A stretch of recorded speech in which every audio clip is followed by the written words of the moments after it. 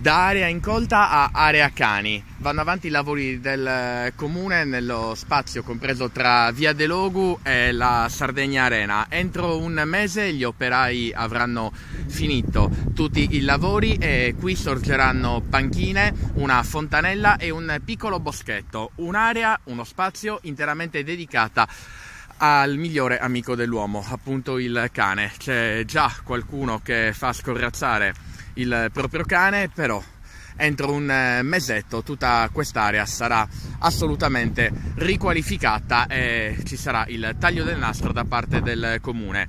Un'area abbastanza grande e che sarà appunto incentrata principalmente ai frequentatori insieme al loro migliore amico, ovvero ai cani, ed è anche il primo spazio che sorge tra le zone di San Bartolomeo e Sant'Elia.